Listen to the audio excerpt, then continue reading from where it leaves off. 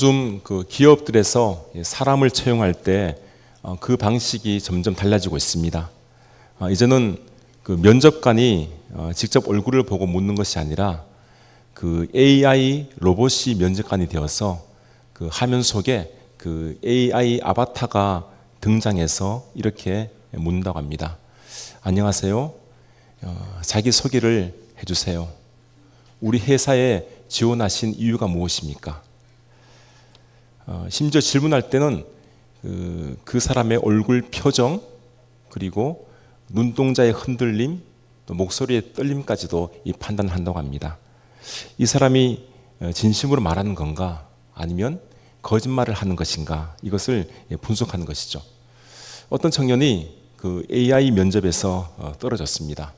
왜냐하면 그는 분명히 나는 회사에서 충성을 다하겠다 이렇게 말을 했는데, 이 얼굴 표정과 말투에서 그 진심이 느껴지지 않았다라고 이 AI 면접관이 판단을 했습니다.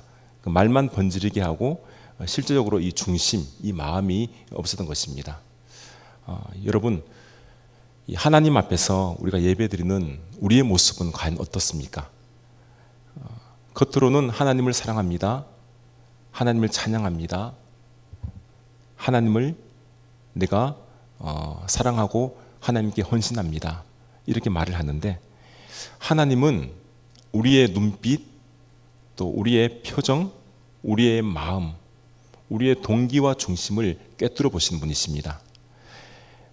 그분은 인공지능, 이 AI보다도 더 정확한 전지전능 지능을 가지고 계신 분이십니다. 그 하나님께서 오늘 저와 여러분들에게 직접 물어보고 계십니다. 내가 너에게 무엇을 요구하는지 아느냐? 오늘 우리는 이 질문 앞에 정직하게 서야만 합니다. 하나님, 제 중심을 다 아시지요? 하나님, 제가 어떻게 살아야만이 하나님을 기쁘시게 해드릴 수 있습니까? 하나님께서 저와 여러분에게 요구하시는 것, 하나님께서 원하시는 것이 오늘 이 본문에서 그 해답을 발견할 수 있습니다. 오늘 이 본문의 말씀은 단지 구약시대 이스라엘 백성들에게만 주신 말씀이 아니죠. 오늘 저와 여러분들에게, 오늘 살아가는 우리에게 주시는 말씀입니다. 오늘 본문은 하나님께서 요구하시는 이 4가지의 핵심 사항을 말하고 있습니다. 하나하나 살펴보면서 저와 여러분이 이 말씀을 듣고 우리의 삶에 꼭 적용할 수 있기를 바랍니다. 먼저 하나님께서 우리에게 요구하시는 것은 하나님을 경외하는 겁니다. 이 본문 12절 말씀이죠. 이스라엘아, 내 하나님 여호와께서 내게 요구하시는 것이 무엇이냐? 곧 내 하나님 여호와를 경외하여 그의 모든 도를 행하고 그를 사랑하며 마음을 다하고 뜻을 다하여 내 하나님 여호와를 섬기고. 가장 먼저 나온 말씀이 내 하나님 여호와를 경외하라, 이렇게 말씀하십니다. 우리는 종종 이 경외라는 뜻을 두려워하다라는 뜻으로 인식을 합니다. 그런데 이 원어의 의미를 보면 두려워하는 것뿐만 아니라 존경과 사랑이 함께 어우러진 두려움, 이런 뜻이 있습니다. 우리가 이 존경하는 분을 대할 때 어떤 마음이 듭니까? 내 앞에 내가 존경하는 분이 계세요. 그러면 아무래도 내 마음은 조금 어렵지 않겠습니까? 하지만 어려운 그 마음 속에서도 그분에 대한 존경 또한 사랑이 함께 들어있는 것이죠. 이것이 바로 경외입니다. 하나님을 경외하는 그 마음도 마찬가지입니다. 내가 하나님을 나의 하나님으로 인정하고 하나님을 사랑하고 존경하면서 한편으로는 두려운 마음을 가지는 거죠. 항상 내 삶 속에서 하나님을 의식하면서 살아가는 그 태도, 이것이 바로 하나님을 경외하는 것입니다. 여러분, 하나님은 온 우주 만물을 창조하신 분이 아니십니까? 전지전능하신 분이시죠. 또 그분은 우리의 모든 생사화복을 주관하시는 분이십니다. 그렇다면 우리가 하나님 앞에 나아갈 때 어떤 태도로 나아가야 하겠습니까? 그분 앞에 설 때, 그리고 그분의 말씀을 들을 때, 기도하거나 또 이렇게 오늘처럼 예배를 드릴 때 우리는 어떤 생각과 어떤 태도로 하나님께 나아가야 되겠습니까? 우리가 정말 하나님을 경외한다면 먼저 우리가 드리는 이 예배의 태도에서 변화가 일어나야 됩니다. 예배를 단순히 내가 종교 의식으로만 생각하지 않습니다. 11시에 예배 드리니까 그래 한번 와서 내가 자리를 채워야지, 이것이 아니라 정말 이 자리가 하나님 만나는 자리로 내가 인식을 해야 된다는 겁니다. 그래서 예배 시간에 늦지 않기 위해 애를 쓰는 것이고, 예배 시간에 또 휴대폰을 울리지 않도록 꺼두고 말씀을 집중해서 내가 듣는 겁니다. 예배 드리는 시간은 내가 하나님 앞에 서 있는 거룩한 시간으로 내가 인식하고 이 예배를 내가 최고의 예배로 드리겠다, 이런 생각이 우리에게 있어야 합니다. 여러분, 우리가 하나님께 예배 드리는 이 모습이 이런 모습이 되어야 하지 않겠습니까? 처음엔 잘 모를 수가 있어요. 처음 오신 분이나 신앙생활 얼마 하지 않는 분들은 잘 모를 수가 있습니다. 하지만 시간이 흐르면 흐를수록 예배자의 모습이 이런 모습으로 변화가 되어야 됩니다. 우리 모두 이런 태도의 예배자가 될 수 있기를 바랍니다. 또 하나님을 경외한다, 이 말은 뭐냐면 우리의 삶의 방향이 바뀌어진다는 것을 의미합니다.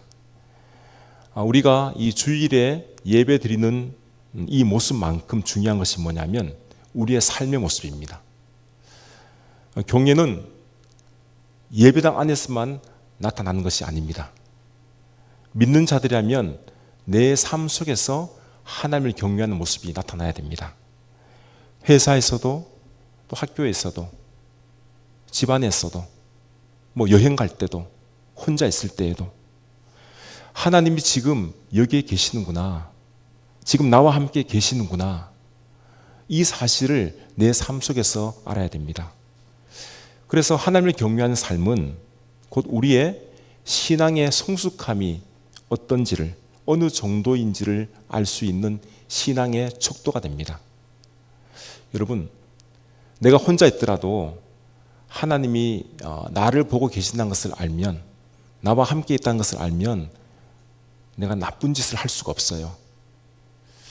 누군가가 보든 안 보든 나는 정직하게 살아가는 것이고 또 이 죄를 짓지 않도록 내가 노력하는 겁니다. 어떤 집사님이 이런 고백을 하는 것을 제가 들었습니다. 저는 교회에서만 저는 경건했어요. 그런데 지금은 설거지를 할 때에도, 빨래를 넣을 때에도, 운전할 때에도 하나님이 나를 보신다는 생각이 들어요. 그래서 이 말 한마디 하는 것도, 행동하는 것도 함부로 하지 않아요. 이것이 바로 하나님을 경외한 삶입니다. 성도 여러분, 우리 신앙의 모든 출발점은 하나님을 내가 어떻게 생각하고 있는가, 이 부분입니다. 여기서 시작이 되어야 돼요. 내가 하나님을 가볍게 여기면 당연히 말씀도 가볍게 여기게 되고 죄도 쉽게 짓게 되는 것이고 예배도 그냥 대충 드리게 됩니다. 하지만 하나님을 경외한 사람은 신중하게 살아가는 거죠. 정직하게 살아갑니다. 예배 드릴 때도 이 예배를 사모합니다. 하나님을 내가 어떻게 생각하는가, 이 부분이죠. 우리는 오늘부터 다시 하나님 앞에 경외한 삶을 살아가겠다고 결단할 수 있기를 바랍니다. 이런 고백이 우리의 예배의 삶 속에서 날마다 드러날 수 있는 저와 여러분 될 수 있기를 주님의 이름으로 기원합니다. 이 두 번째로 하나님은 우리에게 그의 모든 도를 행하라, 이렇게 말씀하고 있습니다. 여러분, 이 경외하라 이 말씀 다음에 왜 그의 모든 도를 행하라 이렇게 말씀하고 있을까요? 우리가 하나님을 경외하면 당연히 그분의 길을 따라가야 되고 그분의 방식을 본받고 또 하나님께서 인도하시는 그 방향으로 가는 것이 당연하기 때문입니다. 그런데 문제는 하나님의 방식대로 우리가 순종해서 따라가야 하는데 어느 순간에는 우리의 방식과 하나님의 방식이 충돌하게 되는 거죠. 그래서 하나님께서는 지금 오늘 본문 말씀에서 모세를 통해서 이스라엘 백성들에게 당신의 모든 도를 행하라 이렇게 말씀하고 있는 겁니다. 이스라엘 백성들은 직접 하나님의 음성을 들었어요. 하나님의 말씀을 들었습니다. 하나님께서 이 시내산에 임재하실 때 그 온 산이 막 흔들리고 번개가 번쩍이고 산 전체가 불이 붙고 연기가 이 산 전체를 휘감는 광경을 이스라엘 백성들이 직접 그 두 눈으로 보았습니다. 또 하나님께서 말씀하실 때는 천둥처럼 들리는 그 소리를 직접 들었습니다. 그럼에도 그들이 하나님께 죄를 짓고 온전히 하나님을 섬기지 못하지 않습니까? 여러분, 우리가 이 같은 이스라엘 백성들을 보면서 우리 자신은 과연 이스라엘 백성들의 전철을 따라가지 않겠다 이렇게 말할 수 있겠습니까? 우리는 이스라엘 백성들보다 어쩌면 더 못한 자들입니다. 그들보다 더 많은 죄를 짓고 있는 자들임을 고백할 수밖에 없습니다. 그래서 하나님께서는 이 백성들이 하나님을 제대로 믿을 수 있도록 구체적인 방법을 제시해 주신 것입니다. 그것이 바로 너희가 하나님의 도를 행하라는 겁니다. 이 도라는 이 말의 의미는 뭐냐면 길 또는 방식, 삶의 방향, 삶의 경로, 이것이 바로 도라는 의미입니다. 그래서 내가 이 길을 걷는다, 길을 따른다, 이 말은 뭐냐면 내가 단순히 이 길을 안다는 것이 아니라 내가 이 길을 직접 걸어간다는 의미예요. 실제로 내가 이 길을 건다는 의미입니다. 하나님은 우리에게 당신을 지식적으로만 아는 것을 원하지 않습니다. 하나님을 알기 위해서 내가 직접 내 삶 속에서 이 길을 실제로 살아가는 그러한 삶을 원하고 계시는 겁니다. 이게 도를 행하는 거예요. 그렇다면 내가 하나님의 도를 행하기 위해서 실질적인 삶을 어떻게 살아가야만 하겠습니까? 여기서 말하는 이 도의 특징을 이 성경에서는 여러 군데에서 말씀하고 있습니다. 네 가지를 말씀을 드릴 텐데요. 먼저는 레위기 19장에 보면 저울을 속이지 않는 것, 갓난 자를 억압하지 않는 것, 불의를 미워하고 공의를 따르는 것, 이것이 바로 하나님의 도이다 말씀하고 있습니다. 그래서 이 말씀은 한마디로 정의의 도입니다. 공의의 도. 또 하나님의 도는 이 약한 자들, 나그네와 고아와 과부를 돕는 겁니다. 오늘 본문은 아니지만 같은 10장의 18절 말씀 보시면 이렇게 되어 있지 않습니까? 고아와 과부를 위하여 정의를 행하시며 나그네를 사랑하여 그에게 떡과 옷을 주시나니, 그들을 긍휼히 여기는 마음으로 도와주라는 거죠. 자비를 베풀라는 겁니다. 이것이 바로 하나님의 도입니다. 그리고 하나님의 도는 겸손한 마음으로 하나님과 함께 행하는 겁니다. 미가서 6장 8절에 이렇게 말씀합니다. 사람아, 주께서 선한 것이 무엇임을 내게 보이셨나니 여호와께서 구하시는 것은 오직 정의를 행하며 인자를 사랑하며 겸손하게 내 하나님과 함께 행하는 것이 아니냐. 겸손한 마음으로 겸손히 하나님과 함께 행하라, 이렇게 말씀하고 있습니다. 더불어 하나님의 도는 이 세상을 살아갈 때 내가 구별된 삶으로, 거룩한 삶으로 살아가라고 말씀합니다. 베드로전서 1장 16절입니다. 기록되었으되 내가 거룩하니 너희도 거룩할지어다. 이 거룩한 삶을 살아가는 거예요. 여러분, 이제 하나님께서 이 당신의 도를 우리에게 알려주셨습니다. 그리고 이 우리의 삶 속에서 이 도를 너희가 그대로 실천하라. 너희의 삶 속에서 안다라고만 하지 말고 직접 실제로 이 도를 너희가 행하라, 이렇게 말씀하고 있는 것입니다. 즉 하나님의 도는 우리가 세상에 살아갈 때 흔히 사람들이 바라는 성공적인 방식은 아닙니다. 그것이 아니라 하나님께서 보시기에 선하고 의로운 삶의 방식이 바로 도입니다. 여러분, 나는 지금 누구의 방식을 따르고 있습니까? 세상이 말하고 있는 세상의 방식으로 내가 지금 살아가고 있습니까? 아니면 하나님께서 말씀하시는 그 방식대로 살아갑니까? 하나님의 방식은 때로는 늦은 것처럼 보입니다. 때로는 돌아가는 것처럼 보여도 이 방식이 가장 빠른 길입니다. 그 길 끝에는 하나님의 선하신 뜻과 또한 하나님께서 주시는 그 열매가 있음을 우리가 분명히 알아야 됩니다. 우리 모두 하나님의 도, 이 도를 우리가 꼭 행할 수 있기를 바랍니다. 세 번째로 하나님께서 우리에게 요구하시는 것은 그를 사랑하라 라는 명령입니다. 그는 바로 하나님이시죠. 하나님을 사랑하라. 하나님께서는 그 이스라엘 백성들을 진심으로 사랑하셨습니다. 저들에게 율법을 주신 이유도 하나님께서 그 백성들을 사랑하시기 때문에 율법을 주셨습니다. 여러분, 이스라엘 백성들을 사랑하신 하나님은 지금 저와 여러분들을 사랑하시는 분이십니다. 그래서 우리가 하나님을 하나님 아버지라고 부릅니다. 하나님은 우리를 자녀라고 말씀합니다. 아버지와 이 자녀의 관계로 된 자들이 바로 우리입니다. 부자지간, 부녀지간이 되었어요.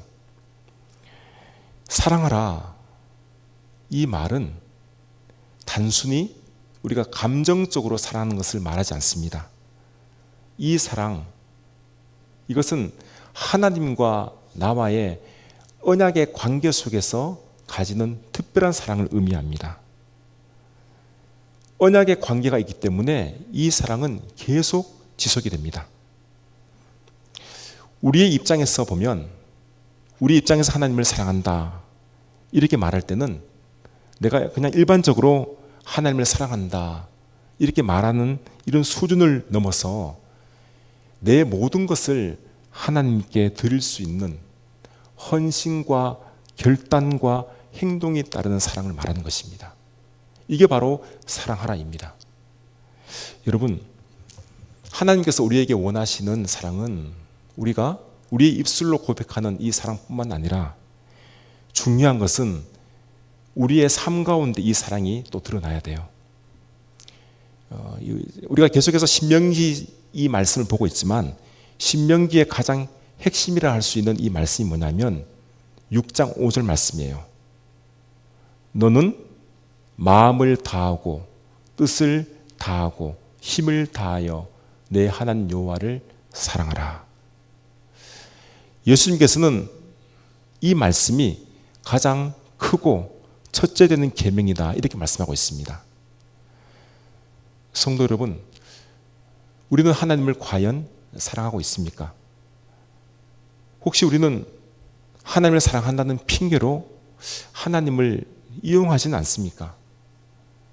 어려울 때는 하나님께 기도하지만 평안할 때는 하나님을 잊어버리지는 않습니까? 하나님께 복을 구하지만 우리는 진작 하나님께 무엇을 드리고 있습니까? 하나님은 지금 자녀를 찾고 계세요. 진정한 사랑의 관계를 가질 수 있는 그 자녀를 하나님은 찾고 계십니다.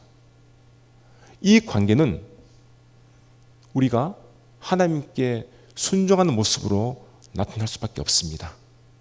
그래서 진짜 하나님을 사랑하는 자는 하나님께 순종한 자입니다. 요한복음 14장 15절은 이렇게 말씀합니다. 너희가 나를 사랑하면 나의 계명을 지키리라. 하나님의 말씀, 이 계명을 지키는 자, 이 계명에 순종하는 자, 이 자가 진정 하나님을 사랑하는 자이다 이렇게 말씀하고 있는 겁니다. 우리 모두 우리가 이 말씀에 순종함으로 하나님을 사랑할 수 있는 자들이 꼭 될 수 있기를 바랍니다. 우리 마지막으로 하나님께 요구하신 것은 뭐냐면 하나님을 섬기는 겁니다. 이 섬김도 어떤 단순한 수고, 일, 노동, 봉사 이것을 말하는 것이 아니라 이것을 넘어서 내 삶 전체를 하나님께 드리는 것이 섬김입니다. 다른 말로 하면 헌신이다, 이렇게 말할 수 있습니다. 마음을 다하고 뜻을 다하여 하나님을 섬겨라. 마음이라는 것은 우리가 가지고 있는 이 감정, 또 사고, 영혼을 포함한 우리의 이 중심이 마음입니다. 그리고 이 뜻은 생명력을 가리킵니다. 그래서 우리가 마음과 뜻을 다하여 드린다, 이 말의 의미는 뭐냐면 내 모든 것을 드리는 거예요. 내 영혼을 포함한 생명까지, 나의 생명까지 하나님께 드리는 것이 내 마음과 뜻을 드리는 거예요. 이것은 나의 모든 것, 전 인격을 하나님께 헌신한다라는 의미입니다. 여러분, 하나님께서는 이 단순히 일한 자를 원하시진 않습니다. 전심으로 당신을 따르는 자를 원하십니다. 교회에서 여러 가지 일들은 하는데 마음은 없어요. 반대로 마음은 있는데 또 순종하질 않아요. 이런 모습은 온전한 신앙이 아니죠. 반쪽짜리 신앙입니다. 하나님께 내 시간을 들여서 예배와 기도 생활을 해야 하고, 또 내가 가지고 있는 재능도 들여서 교회 여러 곳에서 봉사해야 되고, 내 감정과 의지도 하나님께 드리는 것입니다. 이것이 하나님을 온전히 섬기는 헌신이라 말할 수 있는 거예요. 여러분, 이 전인격적인 섬김은 결국에는 내 삶 자체가 예배자의 삶이 되는 것입니다. 그래서 로마서 12장 1절에 이렇게 말씀하고 있지 않습니까? 너희 몸을 하나님께서 기뻐하시는 거룩한 산 제물로 드리라. 이는 너희가 드릴 영적 예배니라. 저희 교회는 이 사찰 집사님이 안 계세요. 네, 다 알고 계실 겁니다. 그래서 이 교회 이 구석구석 이 청소하는 그 자리는 각 지원자들이 지원해서 청소하고 있습니다. 그런데 이 지원자가 없는 청소 구역도 있습니다. 알고 계십니까? 지원자가 없어요. 지금 여름이 되니까 이 풀이 얼마나 잘 자라는지 몰라요. 그리고 거미는 자기 사명을 다해서 거미줄을 막 여러 군데 막 치고 있습니다. 정말 며칠만 그냥 놔두면 그 자리가 온통 거미줄로 가득 차요. 더 더러워진다는 의미입니다. 그런데 어떤 분이 그 정원을 말끔히 청소를 하셨습니다. 매일 들러서 보기가 흉한 곳은 이분이 막 그 기구를 가지고 와서 풀도 베고 막 쓰레기도 줍고 이런 청소를 깨끗하게 하셨어요. 제가 그 모습을 보면서 참 이 마음에 이 감동과 기쁨이 없으면 저렇게 할 수 있을까? 전 개인적으로 감사했지만 이것이 바로 마음에 이런 기쁨이 있기 때문에, 마음과 뜻이 있기 때문에 이런 섬김이 있다고 보여집니다. 이것이 바로 예배자의 삶이 아니겠습니까? 성도 여러분, 우리가 하나님께 대한 이 섬김은 마음을 다해서 해야 됩니다. 내 뜻을 다해서 하나님께 섬겨야 됩니다. 그냥 습관적으로 형식적으로만 섬기면 안 되는 것이죠. 마음에 큰 기쁨과 감동이 없으면 봉사와 섬김이 아무런 의미가 없습니다. 진정한 섬김은 내가 전인격적으로 섬기는 거예요. 그 섬김의 목적을 내가 어디에 두냐면 늘 하나님께 두어야 됩니다. 내 섬김이 다른 사람에게 어떻게 보일까? 사람들에게 내 섬김을 두게 되면 마음에 불편함이 생겨요. 그런데 내 섬김으로 말미암아 하나님께서 정말 기뻐하실까? 내 섬김을 통해서 하나님께서 정말 좋아하실까? 하나님께 마음을 두면 이 섬김은 하나님께서 기뻐하시는 겁니다. 그 섬김 가운데 하나님의 은혜가 임하게 되는 것이죠. 여러분, 하나님은 지금 이 모든 것을 이스라엘 백성들에게 요구하고 계십니다. 이스라엘 백성들뿐만 아니라 지금 우리에게 이것을 요구하고 계세요. 그런데 놀라운 사실이 뭐냐면 이 모든 요구가 하나님을 위해서가 아니라 우리를 위해서 하라 하시는 거라는 겁니다. 13절 마지막 말씀 보시면 내가 오늘 내 행복을 위하여 내게 명하는 여호와의 명령과 규례를 지킬 것이 아니냐. 하나님께서 우리에게 이같이 명령하신 이유는 단 하나예요. 바로 우리가 행복할 수 있도록 하기 위함입니다. 우리의 행복을 위해서 하나님은 지금 이같이 명령하시고 있다는 이야기예요. 여기서 행복은 원어로 토부라고 하는데 이 토부라는 의미는 좋은 것, 복된 것, 선한 것, 유익한 것, 완전한 상태가 토부입니다. 하나님께서 세상을 창조하시고 내가 심히 기뻐하고 좋았더라 할 때 그 좋은 것이 바로 토부예요. 즉 하나님께서 이 네 가지의 이 명령, 이 말씀, 너희가 경외하고 도를 행하고 하나님을 사랑하고 섬김을 명령하신 이 목적이 뭐냐면 바로 우리의 삶이 좋아지게 하고 너희의 삶이 복되게 하고 내가 완전하게 만들어 주겠다라는 하나님께서 행복을 주시고자 하는 그 목적이라는 이야기입니다. 이 명령은 우리 삶의 행복을 위한 하나님의 초청장입니다. 초청의 말씀이에요. 성도 여러분, 지금 우리는 하나님의 말씀의 초청장을 받았습니다. 이 초청장은 우리를 구속하거나 억누르기 위한 것이 아니라 우리를 지켜주시고 우리를 잘되게 하시고 우리를 복되게 하셔서 결국 우리에게 행복을 주시기 위한 복된 말씀의 초청장이라는 것입니다. 지금 저와 여러분들이 그 초청장을 받았습니다. 어떻게 해야 될까요? 받고 가만히 있으면 되겠습니까? 우리가 이 말씀에 꼭 응답을 해야 됩니다. 우리가 말씀 앞에 어떤 태도로 서 있어야 할지는 각자가 너무나 분명히 잘 알 것이라 생각이 되어집니다.